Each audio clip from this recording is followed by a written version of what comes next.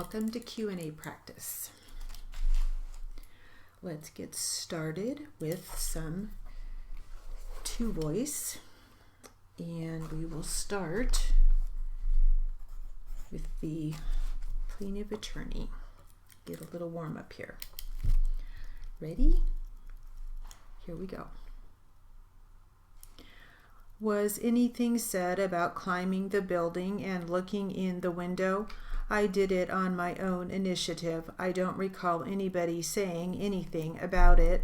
How long were you at the scene before you started to climb the wall? I don't recall. I would say no more than 2 minutes, but I can't be sure. How long would you say it took you to climb up the wall? 20 seconds, 30 seconds.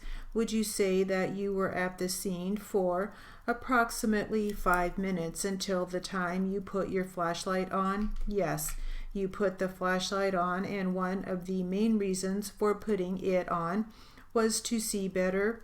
I testified to the reasons I put the flashlight on. Would you not say that one of the reasons you put the flashlight on was to help you see? Yes, sir. To see better than you were seeing before you put the flashlight on? Yes, sir. Was it your purpose in climbing the wall to get up there and look in the window and wait until the other officers arrived before you did something? Was that the purpose? No, sir.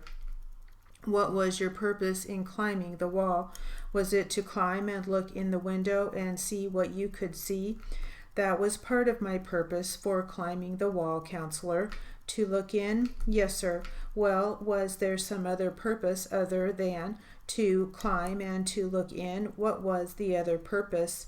If I had deemed it reasonable to go in the building, that was the only entrance that was available to me at that time. Well, you felt that there were a lot of people up in the room. I had reason to believe there was a multi-suspect rape in progress.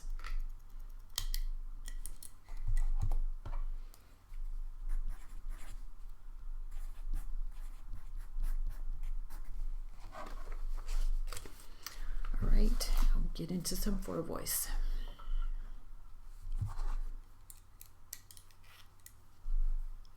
We'll start with the defense. Ready? During the time that you were employed at the Horseshoe, did you ever see anybody sell drugs? No. Did you see anybody give drugs away? No. Did you ever see any drug dealing of any kind? No. If you were to be shown a substance that's known as rock cocaine, would you recognize it? I've seen it on TV shows and stuff. It's like, I could probably recognize it. If you saw just plain cocaine, would you know what it was? I guess so. It's white powder. I don't know.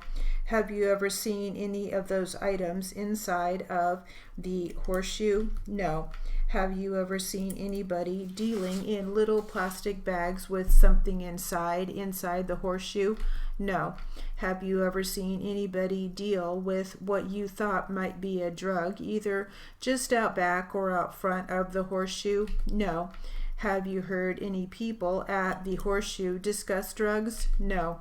If somebody said to you, do you know where I would score some stuff? Would you know what they were talking about? I would know what they were talking about. Yeah.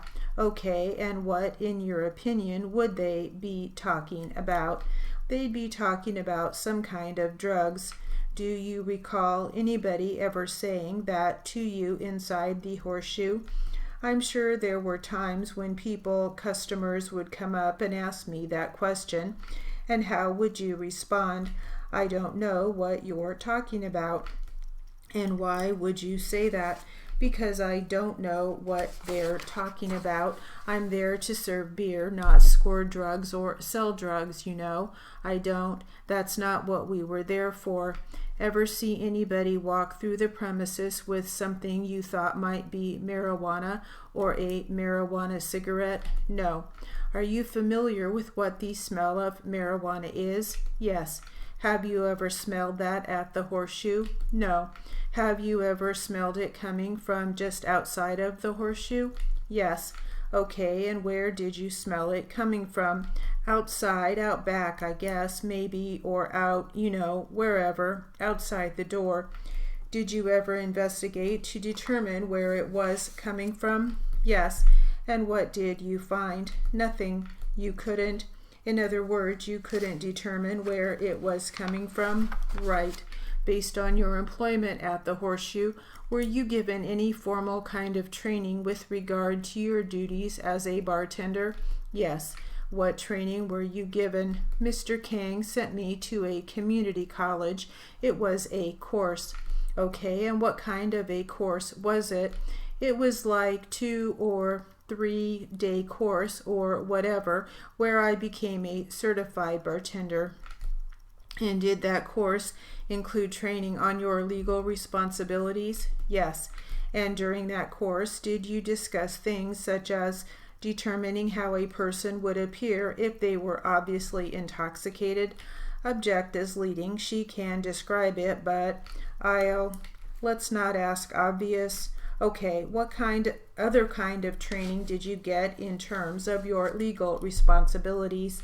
They just, how to check IDs, how to determine if somebody was intoxicated, how to handle an intoxicated person as to not agitate them, or, how to pacify them, without really giving them more alcohol or anything, if they were getting irritated with you or whatever.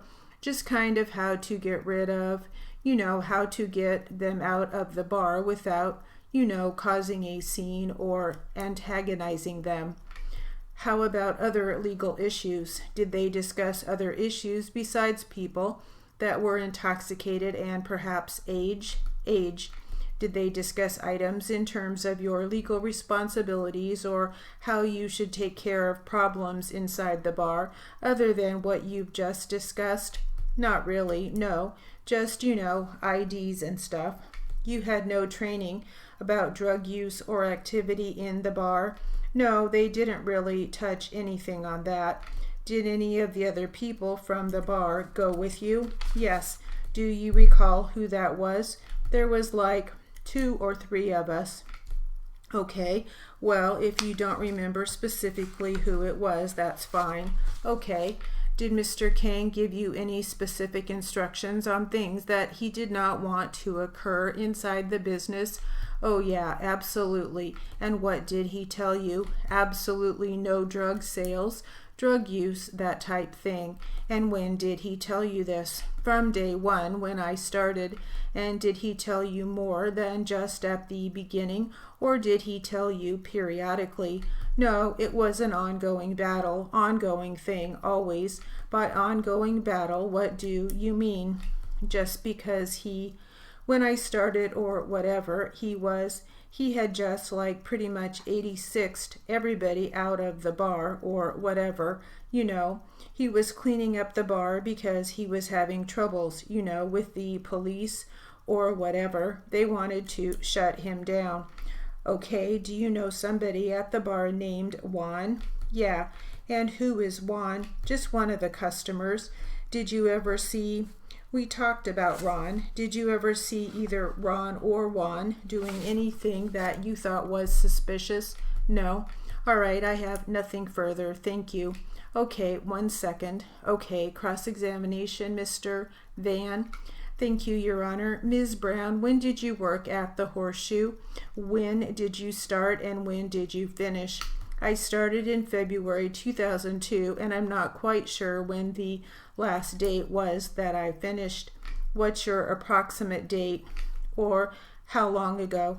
Well, I don't know. It's been about 3 or 4 months, maybe. Okay, so this year, 2005, yeah, it wasn't continuous. There were times when I had off or whatever. Okay, so during that period, you would work on and off sometimes? Yeah. All right, and when you did work there, you worked there as a bartender? Uh-huh. Is that yes? Yes, sorry. All right, and when you would usually be working there, was it usually the case, let's say, and I'm just going to focus 2005, if you recall, Was it usually that you would work alone when you were working on a shift? Most of the time. Yeah, most of the time. All right, and now this person, Ron Diaz, how often would he come in? Just about every day. Every day. Okay. Any particular time of the day? No, he was there all the time. Was he someone that even when you started working in 2002, like the first few days you started to work there, you noticed that Ron was like a guy who came in all the time, or did he start to come in sometime after that? No, I think when I first started, actually Ron was in jail for a long time, so I was there for a while before he started coming in. Okay, he was in county jail. All right, so Ron would come in every day or thereabouts, daytime, nighttime, both.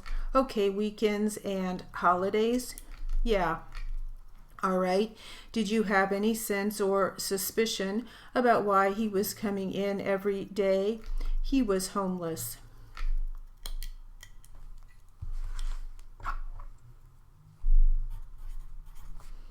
All right, that will conclude our Q&A practice.